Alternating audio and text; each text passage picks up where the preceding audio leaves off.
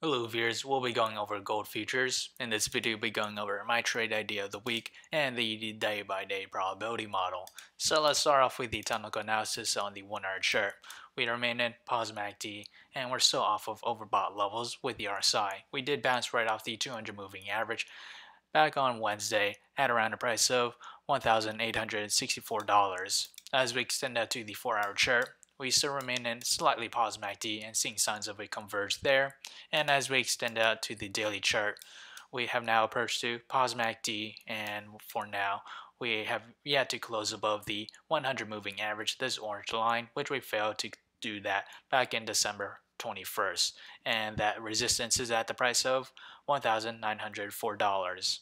And as for support, that will be the 18-day moving average, this purple line at the price of $1,858.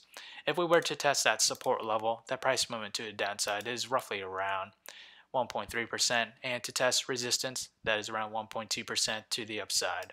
As for the trade idea of the week, I'll be trading GLD, and my position size for it will be less than 1% of my portfolio. My long entry is at $172.50, and that is this range here.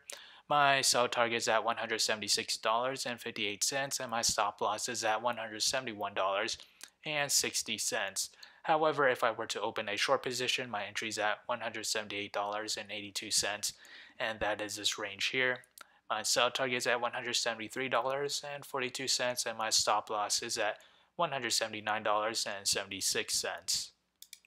So whichever entry price were to hit first, that will be my position of the week.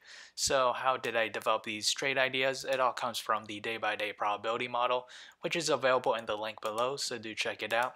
As we progress to the 5th day or week of trading, we have a 29% chance for gold futures to climb between 0 to 1.8%.